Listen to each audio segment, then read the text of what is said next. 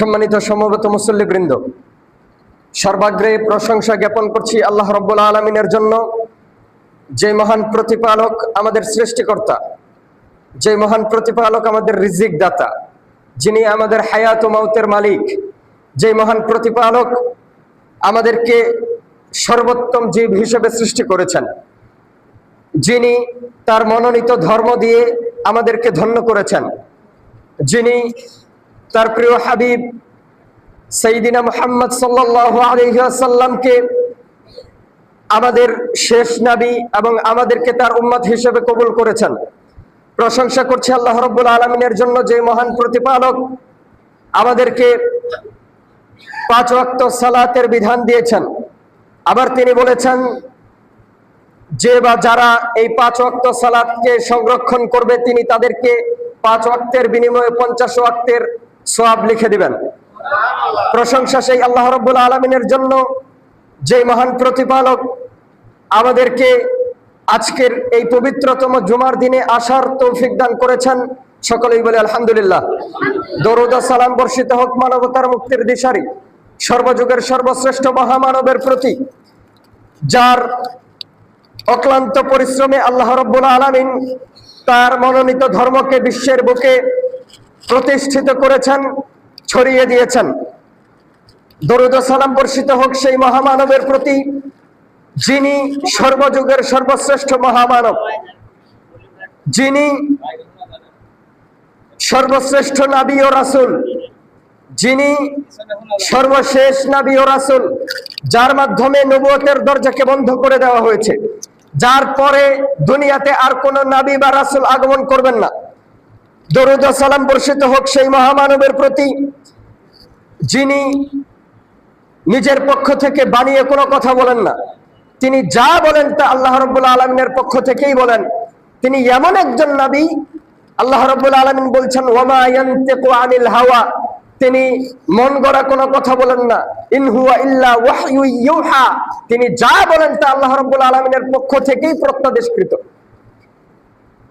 এমন একজন মানুষের আমরা উম্মত হতে পেরে আল্লাহ রাব্বুল আলামিনের প্রশংসা জ্ঞাপন করছি এবং সেই নবীর প্রতি দরুদ ও সালাম বর্ষণ করছি। সকলেই বলি সাল্লাল্লাহু আলাইহি ওয়াসাল্লাম। সম্মানিত সমবেত মুসল্লিবৃন্দ, আজকের সংক্ষিপ্ত জুমায় পবিত্র কোরআন ও সুন্নাহ থেকে কিছু কথা বলার চেষ্টা করব ইনশাআল্লাহ। ওয়া মা তাওফিক ইল্লা বিল্লাহ, আলাইহি তাওয়াক্কালতু ওয়া ইলাইহি উনীব। সম্মানিত সুধী, আল্লাহ রাব্বুল আলামিন বলছেন কদ আফলাহাল মুমিনুন, মুমিনরা সফলকাম। মুমিনরা তখনই সফলকাম হবে আল্লাযীনা হুম ফি সালাতিহিম খাশিউন, যারা তাদের সালাতে বিনয়ী, যারা তাদের সালাতে নম্র, যারা তাদের সালাতে আল্লাহকে ভয় করে। আল্লাহ বলছেন কদ আফলাহাল মুমিনুন, তার মানে সব মুমিনরা সফলকাম হতে পারবে না। সব মুমিনরা প্রকৃত সফলতা লাভ করতে পারবে না। কারা সফল? আল্লাযীনা হুম ফি সালাতিহিম খাশিউন, যারা সালাত আদায় করে আল্লাহকে ভয় করে, যারা তাদের সালাতে বিনয়ী নম্র, আল্লাহকে ভয় করে সালাত আদায় করে, সেই মুমিনরা আসলেই সফল হতে পারবে। আল্লাহ রাব্বুল আলামিন আরো বলছেন ওয়াস্তাঈনু বিস-সাবরি ওয়াস-সালাহ, শোনো, আল্লাহর কাছে সাহায্য চাইবা কিসের মাধ্যমে? বিস-সাবরি ওয়াস-সালাহ, ধৈর্য ধারণ করার মাধ্যমে আর সালাতের মাধ্যমে। বিপদ আপদ আসলে ধৈর্য ধারণ করবা। দিন প্রচার করতে গিয়ে বাধা বিপত্তি আসবে। সঠিক দিনের উপরে থাকলে, ধর্মের উপর থাকলে মানুষ কটু কথা বলবে, ধৈর্য ধারণ করবা। বালা মুসিবত দুনিয়াতে আসবে, কিন্তু আল্লাহর উপর ভরসা হারাবা না, ধৈর্য ধারণ করবা। আর কি করবা? সালাত আদায় করবা, 5 ওয়াক্ত সালাতকে সংরক্ষণ করবা। তাইলে কি হবে? ওয়া ইন্নাহা লাকাবীরাতুন ইল্লা আলাল খাশিঈন, এই সালাত 5 ওয়াক্ত সালাতের হেফাজত সবাই করতে পারে না, ধৈর্য সবাই ধরতে পারে না। ইল্লা আলাল খাশিঈন, শুধুমাত্র যারা আল্লাহকে ভয় করে তারাই সালাতকে সংরক্ষণ করতে পারে, আর তারাই আল্লাহর উপরে আল্লাহর পক্ষ থেকে বিপদ আসলে ধৈর্য ধারণ করতে পারে। আল্লাহ তাআলা বলছেন, এই জন্য ধৈর্য ধারণ করার মাধ্যমে এবং সালাত আদায় করার মাধ্যমে আল্লাহর কাছে সাহায্য চাও। ধৈর্য ধারণ করা আর সালাত আদায় করা মানুষের জন্য খুব কঠিন কাজ, সবাই করতে পারে না। শুধুমাত্র যারা আল্লাহকে ভয় করে তারাই এই কাজটা করতে পারে। সম্মানিত সুধী, আজকের জুমায় আলোকপাত করার চেষ্টা করব যে আমরা আমাদের সালাতে কিভাবে বিনয়ী হব, আমরা কিভাবে খুশুর সাথে সালাত আদায় করতে পারবো, কি কি কাজ করলে আমরা আমাদের সালাতে মজা পাবো, সালাতে স্বাদ পাবো, কি কাজ করলে সালাতে নম্রতা আসবে, একাগ্রতা আসবে। সালাতে একাগ্রতা আনার জন্য, বিনয়ী হওয়ার জন্য প্রথম কাজ হচ্ছে আগে থেকেই আগে ভাগে সালাতের জন্য প্রস্তুতি গ্রহণ করা। সালাতের জন্য আগে থেকে রেডি হয়ে থাকা, সময় হওয়ার আগেই ওযু করে মসজিদে এসে সালাতের জন্য অপেক্ষা করা। আপনি খেয়াল করলে দেখবেন, যেই দিন আপনি আগে থেকে আজান হওয়ার সাথে সাথে ওযু করে মসজিদে আসবেন, এসে জিকির আজগার করতে থাকবেন, 2 রাকাত নফল সালাত আদায় করবেন, ফরজের জন্য অপেক্ষা করবেন, ওই টাইমে আপনার সালাতে একটা মজা পাবেন। ফরজ সালাতের জন্য যখন অপেক্ষা করবেন ওযু করে এসে, তখন আপনার ধ্যানটা থাকবে সালাতের দিকে। আর যখন আপনি আগে থেকে প্রস্তুত থাকবেন না, সালাত শুরু হয়ে গেছে, ইমাম কেরাত পড়া শুরু করে দিয়েছেন, তড়িঘড়ি করে কোনো মতো বাজার থেকে দৌড়ে এসে ওযু করে মসজিদে এসে শেষ কাতারে দাঁড়িয়ে গেলেন সালাতের জন্য, আল্লাহু আকবার, দেখবেন আপনি সালাতে মজা পাবেন না। ওই দৌড়িয়ে আসার কারণে ভিতরে একটা আপনার অস্থিরতা কাজ করবে, হাই হতাশ লাগবে, সালাতে আপনি তৃপ্তি পাবেন না, মনোযোগ আসবে না। এজন্য সালাতে যদি মনোযোগী হতে চান, সালাতের যদি আসল স্বাদ মজা পেতে চান, আগে থেকে প্রস্তুত হতে হবে। আগে থেকে ওযু করে এসে প্রস্তুতি গ্রহণ করে এসে যখন আপনি 2 রাকাত নফল সালাত আদায় করবেন, এরপরে জিকির করতে থাকবেন, ফরজ সালাতের জন্য অপেক্ষা করবেন, অন্তরে অটোমেটিক একটা প্রশান্তি পাবেন, একটা স্বাদ পাবেন, একটা মজা পাবেন। যেই জিনিসটা আপনি তড়িঘড়ি করে যখন আসবেন, তখন এই জিনিসটা আপনি পাবেন না। দ্বিতীয়ত, সালাতে একাগ্রতা অর্জনের জন্য ইখলাস থাকতে হবে, একনিষ্ঠতা থাকতে হবে, আল্লাহকে রাজি এবং খুশি করার উদ্দেশ্য থাকতে হবে। আপনার সালাত হতে হবে আল্লাহকে খুশি করার উদ্দেশ্যে, সালাত হতে হবে আল্লাহর ক্ষমা পাওয়ার উদ্দেশ্যে, সালাত হতে হবে জান্নাত লাভের উদ্দেশ্যে, সালাত হতে হবে আল্লাহ আমার উপরে সালাতের বিধান দিয়েছেন, সালাত আমার জন্য ফরজ করেছেন, আল্লাহ বলেছেন এই জন্য আমি সালাত আদায় করছি, আল্লাহর আদেশ পালন করার জন্যই সালাত আদায় করছি, এইটা আপনার মাথায় থাকতে হবে। আপনি যদি মনে করেন সালাত আদায় করা লাগে, মুসলিমরা করে এই জন্য করি, মুসলিমদের একটা রীতি, বাঙালিদের যেমন বাঙালি সংস্কৃতি আছে, হিন্দুদের যেমন হিন্দু সংস্কৃতি আছে, মুসলিমদের এইটা একটা সংস্কৃতি, মুসলিমরা করে আমিও করি। এইটা করলে আপনার সালাতের উদ্দেশ্যও ঠিক থাকবে না, আল্লাহর জন্য ইবাদত হবে না, বরং শিরকে পরিণত হয়ে যাবে, এর জন্য আপনি গুনাহগার হবেন। আর যদি সালাতে প্রকৃত মজা পেতে চান, স্বাদ পেতে চান, আপনাকে সালাতে আসার পরে নিয়ত করতে হবে আল্লাহকে খুশি করার জন্য সালাতে দাঁড়িয়েছি, আমি আল্লাহু আকবার বলে নিয়ত বেঁধেছি, দুনিয়ার কোনো মানুষকে দেখানোর জন্য না। ইলেকশনে দাঁড়িয়েছি, ভোট 2টা বেশি পাবো এই উদ্দেশ্যে না, আমার পাশের মুসল্লি ভাই আমাকে ভালো বলবে এই উদ্দেশ্যে না, নামাজ পড়লে মাথায় টুপি লাগাইলে পাঞ্জাবি পড়লে দোকানদারিতে লাভ বেশি হবে, মানুষ আমার কাছে আসবে, আগ্রহী হবে এই জন্য না, কাপড়ের দোকানে 2টা কাপড় বেশি বিক্রি করতে পারবো, আমার মাথায় টুপি আছে, সালাত আদায় করি, মানুষ নামাজি হিসেবে আমার কাছে আসবে, কাপড় কিনতে, এই উদ্দেশ্যে না। আল্লাহকে খুশি করার জন্য যদি সালাত আদায় করেন, আপনি সালাতে মজা পাবেন, স্বাদ পাবেন, আর এই সালাত আপনার জন্য ফলপ্রসূ হবে, আপনার অন্তরে শান্তি দিবে, ব্যবসা বাণিজ্যে বরকত হবে। সম্মানিত সুধী, সালাতে একাগ্রতা অর্জনের জন্য তৃতীয়ত উপায় হচ্ছে প্রশান্তির সাথে দাঁড়ানো, ধীরস্থিরতা অবলম্বন করা, খুজুর সাথে সালাতে দাঁড়ানো, নম্র হয়ে বিনম্র হয়ে সালাতে দাঁড়াবেন। ধীর সুস্থে কেরাত পড়বেন, আস্তে আস্তে রুকুতে যাবেন, রুকু থেকে মাথা উঠাবেন আস্তে আস্তে, সোজা হবেন, সোজা হয়ে যতক্ষণ দাঁড়ানো লাগে, এরপরে ধীরে সুস্থে সিজদাতে যাবেন, সিজদাতে যতক্ষণ থাকা যায়, এরপরে আস্তে আস্তে সিজদা থেকে উঠবেন, উঠার পরে আবার দুই সিজদার মাঝে যেই দোয়া আছে এটা পড়বেন, ধীরে সুস্থে দ্বিতীয় সিজদা দিবেন, এরপরে আবার আস্তে আস্তে উঠে দাঁড়াবেন দ্বিতীয় রাকাতের জন্য। এইভাবে ধীরে সুস্থে যখন সালাত আদায় করবেন, এই সালাতে আপনি একাগ্রতা অর্জন হবে, মজা পাবেন। আল্লাহ রাসূল বলছেন, আসওয়াউন নাসি সারিকাতান, মানুষের মধ্যে সবচেয়ে বড় চোর হচ্ছে ওই চোর আল্লাযী ইয়াসরিকু মিন সালাতিহি, যে তার সালাতে চুরি করে। বড় চোর হচ্ছে, ভয়ঙ্কর চোর হচ্ছে যে তার সালাতে চুরি করে। সাহাবায়ে কেরামগণ প্রশ্ন করছেন, ক্বালা ইয়া রাসূলুল্লাহ, হে আল্লাহর রাসূল, কাইফা ইয়াসরিকু সালাতাহু, সালাতের মধ্যে আবার চুরি হয় কিভাবে? মানুষ নামাজ আবার চুরি করে কেমনে? আল্লাহর রাসূল বলছেন, লা ইউতিম্মু রুকুআহা ওয়ালা সুজুদাহা, নামাজের মধ্যে চুরি করা মানে রুকু সেজদা ঠিক মতো না করা। যে ব্যক্তি রুকু সেজদা ঠিক মতো করে না, ওই ব্যক্তি নামাজে চুরি করে, ওই ব্যক্তি সবচেয়ে নিকৃষ্ট চোর। রুকু করতে গেছেন, কোন রকমে তিনবার আপনার দোয়া পড়েই সানা পড়েই উঠে গেছেন, সেজদাতে কোন রকমে তিনবার পড়েই উঠে গেছেন, এইটা হচ্ছে সালাতে চুরি করা। আপনি দুই সেজদার মাঝে উঠে বসে ধীরে সুস্থে যে দোয়া পড়বেন, এই টাইম আপনার কাছে নাই।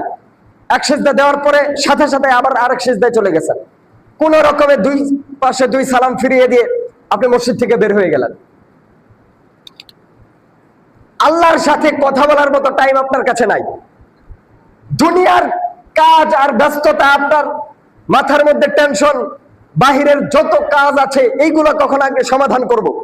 সালাত আদায় করতে হয় বিধায় মসজিদে এসেছি, কোন রকমে দুই সিজদা দুই ঠুকুর দিয়ে আবার বেরিয়ে গেলাম। সালাতের মধ্যে কোনো ধীর সুস্থতা নাই, সালাতের মধ্যে কোনো প্রাণ নাই, নিষ্প্রাণ একটা সালাত আদায় করলাম, কোনো মজা নাই। ভিতর থেকে অন্তর থেকে ফিল নিয়ে যে সালাত আদায় করব, এই পরিস্থিতি আমাদের নাই। আল্লাহ রাসূল বলছেন, সালাতে মানুষ চুরি করে এইভাবে, রুকু সেজদা ঠিক মতো করে না। এই জন্য আপনি ধীরে সুস্থে রুকু সেজদা করবেন, প্রশান্তির সাথে সালাতে দাঁড়াবেন। 4 নম্বরে, সালাতে যখন আপনি দাঁড়াবেন তখন মনে করবেন এটাই আমার জীবনের শেষ সালাত, এরপরে আমার জীবনে আমি আর সালাত আদায় করতে পারবো না। এই চিন্তা 99% মানুষের মধ্যে আসে না। মানুষ দুনিয়ার ব্যস্ততায় উদাসীন, গাফেল, আল্লাহকে স্মরণ করার তার সময় নাই। 2 মিনিট পরে এখান থেকে উঠে যেতে পারবো কিনা এই টেনশন মানুষ কখনো করে না।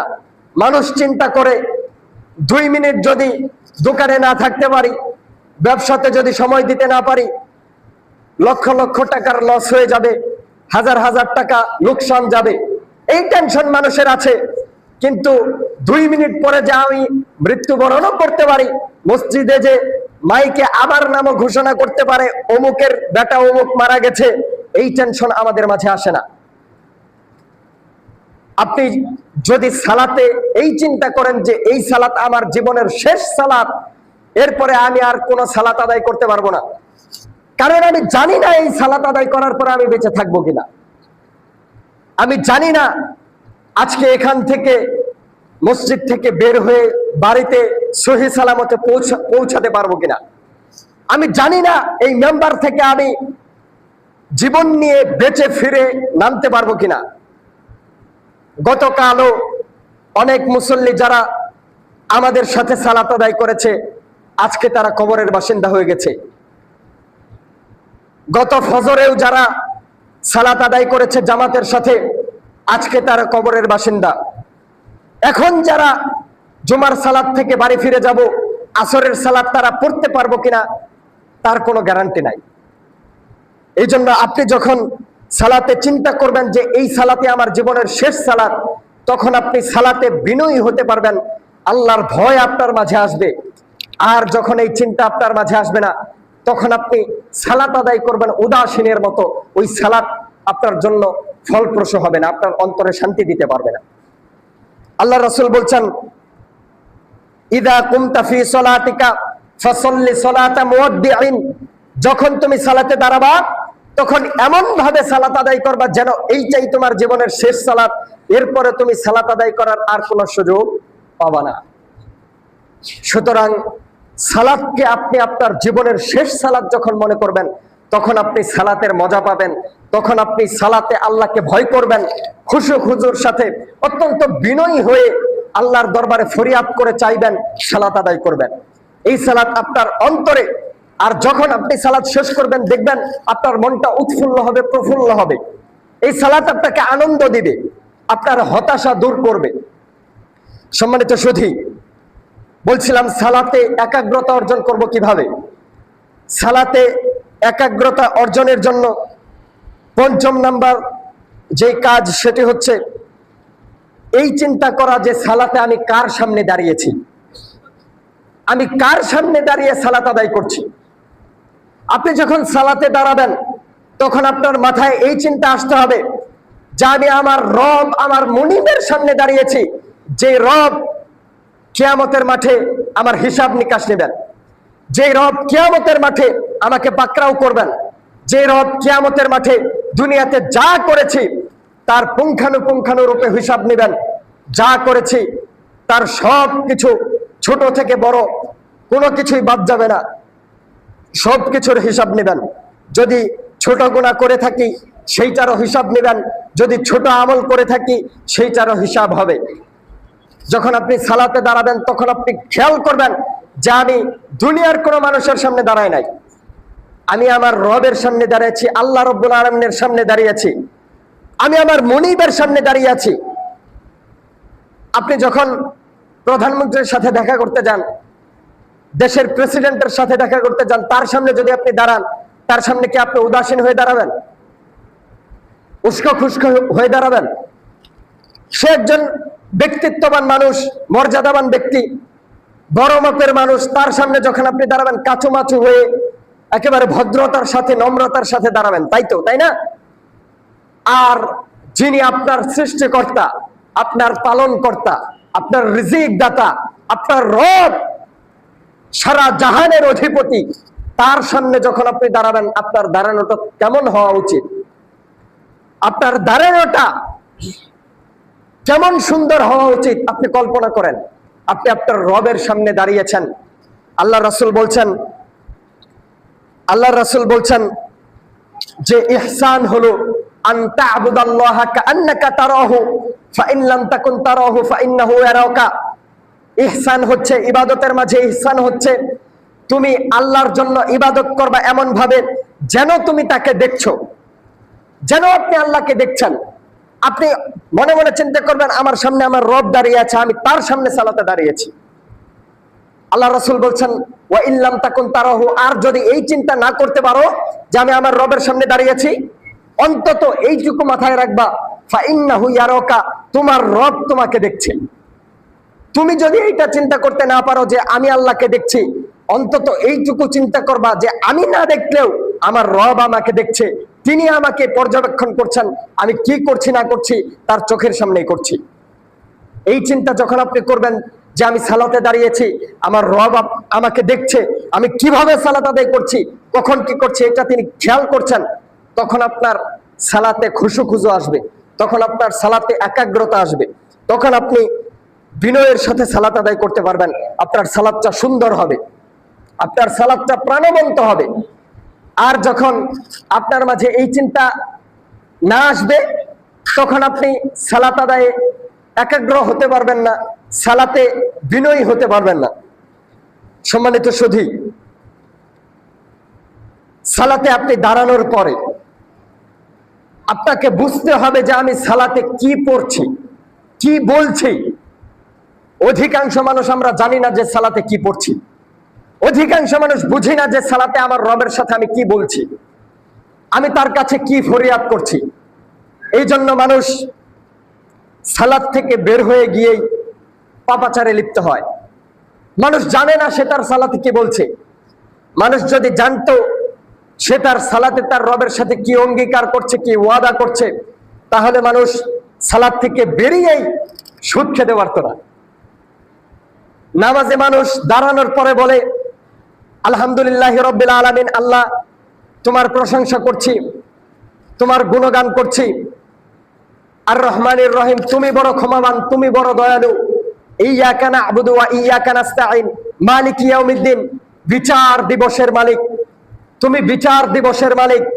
বিচারের দিনে শুধুমাত্র তোমার রাজত্ব চলবে। ওই দিন তুমি ছাড়া বাঁচানোর আর কোনো শক্তি নাই, আর কোনো দ্বিতীয় ইলাহ নাই, দ্বিতীয় কোনো সাহায্যকারী নাই ওই দিনে আমাকে সাহায্য করতে পারে। আপনি সালাতের মাঝে বলছেন যে আল্লাহ তুমি কিয়ামতের মাঠে আমার হিসাব নিবা, আমি যেই অপকর্মগুলো করি এর জন্য পাকড়াও করবা। এরপরে আপনি বলছেন ইয়্যাকা না'বুদু ওয়া ইয়্যাকা নাস্তাঈন, আল্লাহ আমি তোমার ইবাদত করি, তোমার কাছে সাহায্য চাই, তুমি ছাড়া অন্য কারো কাছে সাহায্য চাই না। ইয়্যাকা না'বুদু ওয়া ইয়্যাকা নাস্তাঈন, ইহদিনাস সিরাতাল মুস্তাকিম, আমাকে সরল সঠিক পথ দেখাও। সিরাতাল্লাযীনা আন'আমতা আলাইহিম, তাদের পথ যাদেরকে তুমি নিয়ামত দিয়েছো, অনুগ্রহ করেছো। গায়রিল মাগদুবি আলাইহিম ওয়ালাদ-দাল্লিন, তাদের পথ না যাদেরকে তুমি পথভ্রষ্ট করেছো, যাদের উপর তুমি রুষ্ট হয়েছো, রাগান্বিত হয়েছো। এইটা আপনি সালাতে বললেন। বলার পরে আপনি কি বলেছেন সালাতে না বুঝার কারণে নামাজ থেকে বেরিয়ে গিয়ে মানুষের সাথে দুই নাম্বারি করা শুরু করে দিয়েছেন। সালাত আদায় করে আপনি দোকানে গিয়ে মানুষের সাথে প্রতারণা করে পণ্য বিক্রি করেছেন। সালাত থেকে বেরিয়ে গিয়ে আপনি 10 টাকার পণ্যকে বলেছেন আল্লাহর কসম আমি এটা 15 টাকা দিয়ে কিনেছি। সালাত থেকে বেরিয়ে গিয়ে আপনি বললেন আল্লাহ তোমার কাছে সাহায্য চাই, বেরিয়ে গিয়ে আপনি সাহায্য চাইলেন আরেকজনের কাছে। নামাজের মধ্যে আপনি বলছেন আল্লাহ তোমার কাছে সাহায্য চাই, তোমার ইবাদত করি। সালাত থেকে বেরিয়ে গিয়ে আপনি অসুস্থ, রোগ ব্যাধি ভালো হচ্ছে না, হাতে পায়ে তাবিজ ঝুলিয়ে দিয়েছেন, তাবিজ আপনার রোগ ভালো করবে। নামাজে বলেছেন আল্লাহ তোমার কাছে সাহায্য চাই, সালাত থেকে বেরিয়ে গিয়ে আপনি ফকিরের কাছে গিয়েছেন, পীরের দরবারে গিয়েছেন, একটা লাল সুতা বেঁধে দেন যাতে ব্যবসায় বরকত হয়। সালাতে বলেছেন আল্লাহ তোমার কাছে সাহায্য চাই, নামাজ থেকে গিয়েই আপনি বলছেন ইয়া রাসূল আল্লাহ। ভারী কাজ করতে গিয়ে, মাল সামানা উঠাতে গিয়ে ওই ট্রাকে যখন দেখবেন যে মাল ভরে, লেবাররা মাল লুট দেয়, দেখবেন খাজা বাবার নাম নিচ্ছে, ইয়া গাউসুল আজম, ইয়া মাঝভান্ডারী, ইয়া রাসূল আল্লাহ। আল্লাহর কাছে আপনি ওয়াদা করে গেলেন, আল্লাহকে বললেন আল্লাহ তোমার কাছে সাহায্য চাই, তুমি ছাড়া কারো কাছে সাহায্য চাই না, তোমারই ইবাদত করি। সালাত থেকে বেরিয়ে গিয়ে আপনি সাহায্য চাইছেন মাঝভান্ডারীর কাছে। সালাত থেকে বেরিয়ে গিয়ে আপনি মুখে মুখে জপছেন ইয়া রাসূল আল্লাহ, আল্লাহ রাসূল সাহায্য করো। কারণ আপনি সালাতে কি বলেছেন আপনি বুঝেন নাই।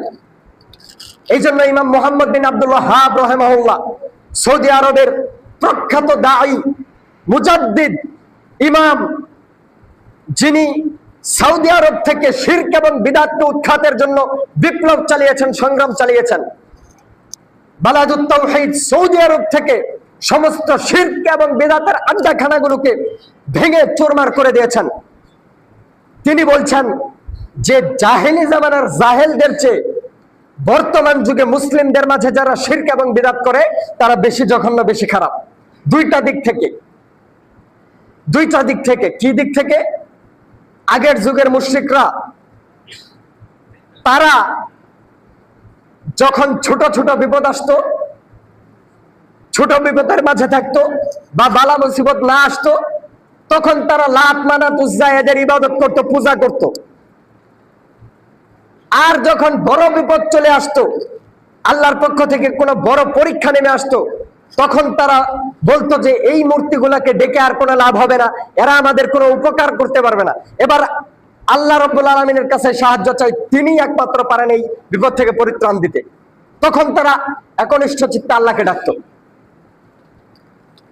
আর বর্তমান মুসলমানদের মাঝে যারা শিরক করে তারা এত খারাপ, যখন ছোট ছোট বিপদে থাকে তখন আল্লাহকেই ডাকে, আল্লাহ তুমি সাহায্য করো। বিপদ বালা মুসিবত আসছে, আল্লাহ তুমি সাহায্য করো, আল্লাহ তুমি উদ্ধার করো। সন্তান হয় না, 5 মাস 7 মাস 1 বছর 3 বছর 5 বছর 4 বছর আল্লাহর কাছে সাহায্য চাইছে, আল্লাহ একটা সন্তান দাও, সন্তান দাও। এরপরও সন্তান হয় নাই। যখন আল্লাহকে ডেকে কাজ হয় নাই, তখন সে বুঝে নিচ্ছে আল্লাহকে ডেকে তো অনেক দেখলাম, আর কাজ হলো না, এবার যাই পীরের দরবারে, পীর যদি এবার একটা সন্তান দিতে পারে। সালাত আদায়ে এসে আপনি নামাজে দাঁড়িয়ে বলছেন আল্লাহ তোমার ইবাদত করি, তোমার কাছে সাহায্য চাই। নামাজ থেকে বেরিয়ে গিয়ে আপনি আল্লাহকে ডাকছেন, আল্লাহ সন্তানটা অসুস্থ, অনেক দিন থেকে ভুগছে, তুমি তাকে সাহায্য করো, ক্ষমা করে দাও, তার রোগব্যাধি ভালো করে দাও। অনেক ডাকাডাকি করলেন, আর কাজ হলো না। এবার আপনি বুঝে নিলেন আল্লাহ তো আর দিতে পারলো না, যাই এবার একটা তাবিজ নিয়ে আসি বাবার দরবার থেকে, তাবিজের যদি এখন কাজ হয়। জিনে আসর করেছে, আল্লাহ রাসূল বলেছেন শরীয়ত সম্মত দোয়া পড়তে, ঝাড়ফুঁক করতে, সবসময় পবিত্র অবস্থায় থাকতে, সালাত আদায় করতে, দিনের সাথে সম্পৃক্ত থাকতে, জিনভূত কোনো খারাপ করতে পারবে না। আপনি প্রথম আল্লাহর কাছে সাহায্য চাইলেন, আল্লাহকে ডাকলেন, এবার যখন দেখছেন আর কাজ হচ্ছে না, এইবার গেলেন আপনি তাবিজ আনতে, তাবিজ এনে হাতে ঝুলালেন, তাবিজ যদি এখন আমাকে ভালো করতে পারে। এই জন্য তিনি বলছেন সেই যুগের মুশরিকদের চেয়ে এই যুগের মুশরিকরা খারাপ, কারণ তারা বড় বিপদ আসলে আল্লাহকে ডাকতো, যে তুমি ছাড়া এখন আর উদ্ধারকারী নাই। আর মুসলিমদের মাঝে শিরক করে যারা, তারা ছোট বিপদে আল্লাহকে ডাকে, আর যখন বড় বিপদ আসে তখন মনে করে আল্লাহ আর ভালো করতে পারবে না। এবার দুনিয়ার পীর ফকির যারা আছে তাদের শরণাপন্ন হতে হবে। দ্বিতীয় আরেক দিক থেকে তারা খারাপ। কোন দিক? আগের যুগের যারা মুশরিক, তারা যাদের ইবাদত করতে, পূজা করতো, লাত, মানাত, উজ্জা, হুবল বলা হয়ে থাকে, এরা হচ্ছে সেই জামানার ভালো লোক, পরহেজগার লোক ছিল, আল্লাহওয়ালা লোক ছিল। তারা যখন মারা গিয়েছে, মারা যাওয়ার পরে মানুষ মনে করেছে এরা তো পরহেজগার লোক ছিল, এরা তো ভালো লোক ছিল, এদের আমরা মূর্তি বানাই, মূর্তি বানিয়ে এদের ওসিলায় আল্লাহর কাছে সাহায্য চাই। আল্লাহ এরা তো ভালো মানুষ ছিল, এদের ওসিলায় আমাদেরকে ক্ষমা করো, এদের ওসিলায় আমাদেরকে সাহায্য করো। যদি আল্লাহ সাহায্য করেন, তারা ভালো মানুষের মূর্তি বানিয়ে পূজা করা শুরু করেছে। আর আমাদের মুসলিমদের মাঝে যারা মুশরিক, এরা এত খারাপ, এরা এত জঘন্য, যার গায়ে গন্ধ, বছরের পর বছর গোসল করে না, মাথায় জট বেঁধে গেছে, মাজারে গিয়ে পড়ে থাকে, আবার গাঁজাও খায়, এদেরকে এরা মনে করে আল্লাহর ওলি, এদের কাছে সাহায্য চায়। যাদের নামাজ রোজার কোনো খবর নাই, গাঁজা টানে, বিড়ি টানতে টানতে দাড়িগুলা হলুদ হয়ে গেছে, এদের কাছে গিয়ে সাহায্য চায়, এদেরকে মনে করে আল্লাহর ওলি। আবার এরা এত খারাপ, যারা মারা গিয়েছে কবরের মাঝে আছে, যেই কবরের উপরে একটা মাছি বসলে তার ক্ষমতা নাই ওই মাছি দূর করা, তার কবরকে যদি ভেঙে গুড়িয়ে দেওয়া হয় তার ক্ষমতা নাই যে ভাঙছে তার কোনো ক্ষতি করার। এই ব্যক্তিকে মনে করতে পারে এই ব্যক্তি নাকি আবার সন্তান দিতে পারে। যে নিজের মাজারের উপরে মাছি বসলে তাড়াইতে পারে না, সে নাকি আরেকজনের উপকার করতে পারে, ভালো খারাপ করতে পারে। এর চেয়ে দুঃখজনক, এর চেয়ে আফসোসের বিষয় আর কোনো কিছু আছে? মানুষের সাধারণ ন্যূনতম বিবেক যদি থাকে, মানুষ এই কাজ করতে পারে না। সম্মানিত সুধী, বলছিলাম আপনি ইবাদতে একাগ্রতা কিভাবে আনবেন, ইবাদতে খুশু কিভাবে আনবেন, আপনার ইবাদতে আপনি বিনয়ী কিভাবে হবেন। আপনি যখন আপনার রবের সামনে দাঁড়াবেন, তখন মনে করবেন যে আমি আমার রবের সামনে দাঁড়িয়েছি, তিনি আমাকে দেখছেন, আমি তার সামনে দাঁড়িয়ে ইবাদত করছি। এরপরে আপনি সালাতে দাঁড়িয়ে কি বলছেন এটা বোঝার চেষ্টা করবেন। আপনি সূরাগুলোর অর্থ জানার চেষ্টা করবেন। আপনার রুকুতে যাওয়ার পরে, রুকুতে গিয়ে যেই জিকির আছে, সিজদার যেই জিকির, রুকু থেকে উঠার পরে যেই জিকির, দুই সিজদার মাঝে যেই দোয়া, এই দোয়াগুলোর অর্থ জানার চেষ্টা করবেন। আপনি বুঝার চেষ্টা করবেন আমি আমার সালাতে কি বলছি। আল্লাহ রাব্বুল আলামিন বলছেন, কিতাবুন আনজালনাহু ইলাইকা মুবারাকুন লিয়াদাব্বারু আয়াতিহি ওয়া লিয়াতাযাক্কারু উলুল আলবাব। নবী, আমি আপনার উপরে কিতাব নাজিল করেছি, বরকতপূর্ণ কিতাব। কি জন্য নাজিল করেছি?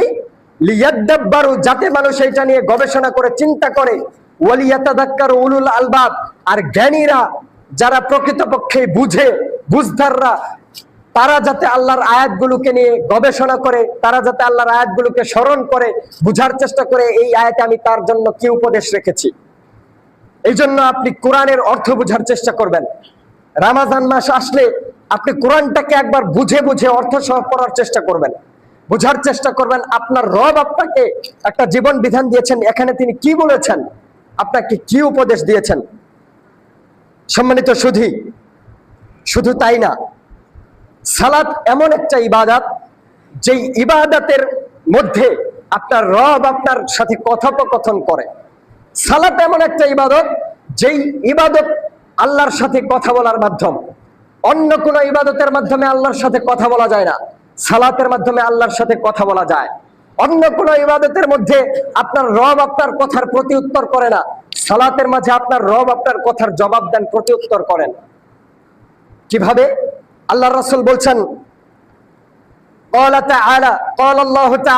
তাআলা বলছেন, কসামতুস সালাতা বাইনি ওয়া বাইনা আবদি নিসফাইন, আমি সালাতকে আমার মাঝে আর আমার বান্দার মাঝে দুইটি ভাগে ভাগ করেছি। সালাতকে দুইটি অংশে বিভক্ত করেছি। কি কি?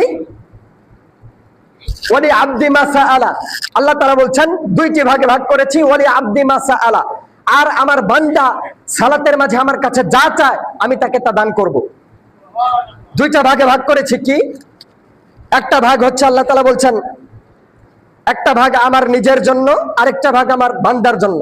একটা ভাগে বান্দা আমার কাছে আবদার করে, আরেকটা ভাগে আমি তার কথার জবাব দিই। একটা ভাগে আমার বান্দা আমার কাছে কিছু চায়, আরেকটা ভাগে আমি তার আবদার পূরণ করি।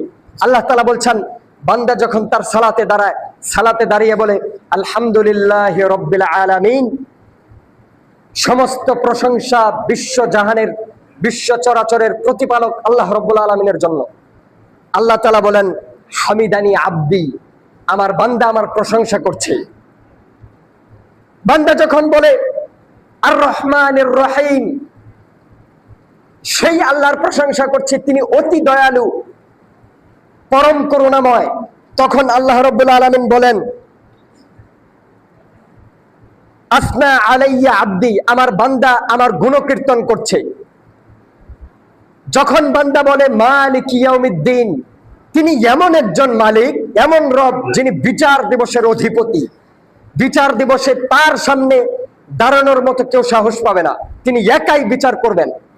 বান্দা যখন বলে মালিক ইয়াউমিদ্দিন, আল্লাহ তাআলা বলেন মাজ্জাদানি আব্দি, আমার বান্দা আমার বরত্ব বর্ণনা করছে, আমি যে বিচার দিবসে মালিক এইটার স্বীকৃতি আমার বান্দা দিচ্ছে।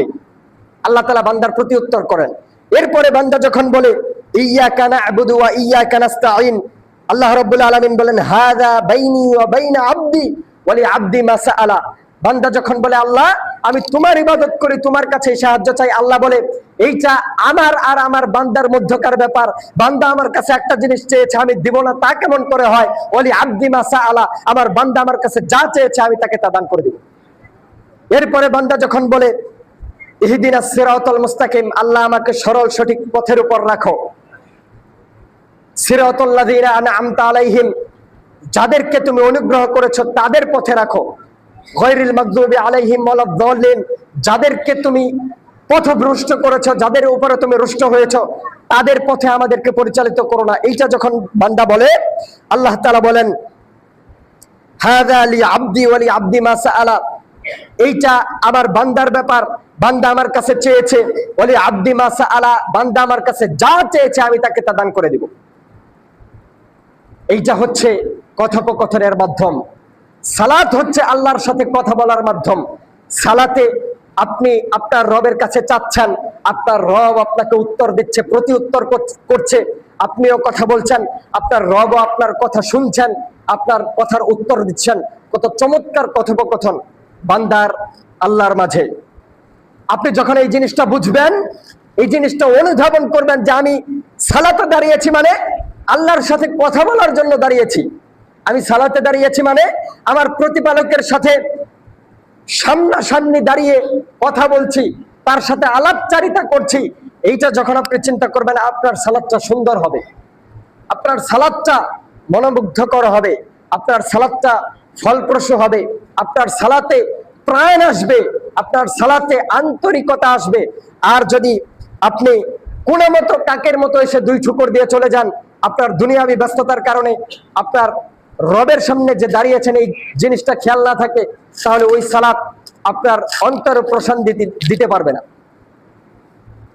সালাত এমন একটা ইবাদত যেই ইবাদতের মাধ্যমে শান্তি পাওয়া যায়, যেই ইবাদতের মাধ্যমে আল্লাহর সাহায্য পাওয়া যায়, যেই ইবাদতের মাধ্যমে অন্তর প্রশান্ত হয়, যেই ইবাদতের মাধ্যমে বালা মুসিবত দূর হয়, যেই ইবাদতের মাধ্যমে আপনার টেনশন দূর হবে। কিন্তু আজকে আমাদের সমাজের পরিস্থিতি হয়ে গেছে উল্টা। আজকে আমাদের সমাজের চিত্রপট হয়ে গেছে উল্টা। আমরা সালাতে আসি, কিন্তু সেই সালাত আল্লাহর জন্য হয় না। আমরা সালাতে আসি, কিন্তু সেই সালাত আল্লাহর ভয়ে হয় না। আমরা সালাতে আসি, যদি আল্লাহকে উদ্দেশ্য করেও আসি, সেই সালাতে বিনয়ী হতে পারি না, নম্র হতে পারি না। দুনিয়ার ব্যস্ততা, যাবতীয় টেনশন মাথায় নিয়ে আমরা আমাদের রবের সামনে দাঁড়াই। দাঁড়ানোর পরে যখন কথা বলা শুরু করি, আল্লাহর সাথে কি কথা বলবো, ব্যবসা বাণিজ্যে এত টাকা লোকসান হয়ে গেছে, ওই টেনশনেই তো ঘুম নাই। আল্লাহর সাথে মন খুলে কি কথা বলবো, সন্তান ঘরে অসুস্থ, স্ত্রী অসুস্থ রেখে এসেছি, তার সেবা করতে হবে, ওই টেনশনেই তো ঘুম হয় না। সালাতে দাঁড়িয়েছি, আল্লাহর সাথে কি কথা বলবো, সালাত থেকে বের হয়ে দোকানে গিয়ে বসতে হবে, কাস্টমার অপেক্ষা করছে। দুনিয়াবি ব্যস্ততার কারণে আল্লাহর সাথে মন খুলে কথা বলার মতো আমাদের সময় নাই। আপনার রব, আপনার বন্ধু, সবচেয়ে কল্যাণকামী আপনার মুনিব, আপনার রব আপনাকে বন্ধু হিসেবে আখ্যায়িত করেছেন। তিনি আপনাকে শুধু বান্দার মধ্যে সীমাবদ্ধ রাখেন নাই, তিনি বলছেন প্রত্যেকটা মুমিন আমার বন্ধু। আর এই বন্ধুর সাথে কথা বলার জন্য তিনি সালাতের মতো একটা ইবাদত দিয়েছেন। বন্ধুর সাথে যদি বন্ধুর যোগাযোগ না হয়, কথাবার্তা না হয়, বন্ধুত্ব টিকবে? বন্ধুর সাথে বন্ধুর কথা না হলে ভালোবাসা মহব্বত বাড়বে না। এই জন্য আল্লাহ তার বন্ধুদের সাথে মহব্বত সৃষ্টি করার জন্য, তার বন্ধুদের সাথে ভালোবাসা বৃদ্ধি করার জন্য একটা ইবাদত দিয়েছেন, যেই ইবাদতের নাম সালাত। যেই সালাতে দাঁড়িয়ে আপনি আপনার বন্ধুর সাথে কথা বলবেন, নির্জনে একাকিত্বে, যেই কথা বলার মাঝে অন্য কেউ আপনাকে ডিস্টার্ব করবে না, অন্য কেউ আপনাকে বিরক্ত করবে না, একান্তেই তার সাথে প্রাণ খুলে দুটো কথা বলবেন, সেই সময় বের করবেন।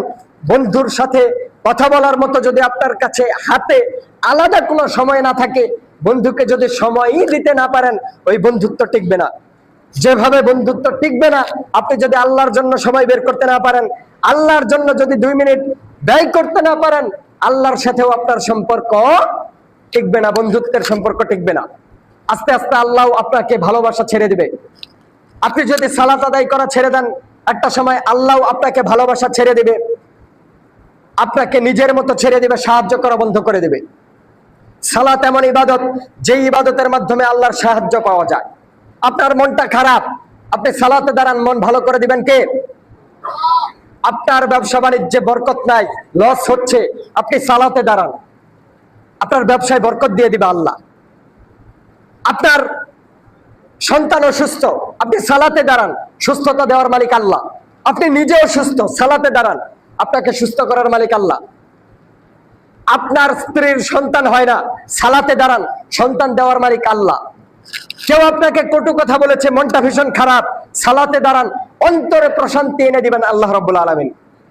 কেউ আপনাকে আঘাত করেছে, নিতে পারেন নাই, সালাতে দাঁড়ান, মনটা খুশি করে দিবেন আল্লাহ। কেউ আপনার নামে মিথ্যা অপবাদ দিয়েছে, মিথ্যা কথা বলে ফাঁসিয়েছে, সালাতে দাঁড়ান, আল্লাহ আপনার অন্তরটাকে ঠান্ডা করে দিবেন।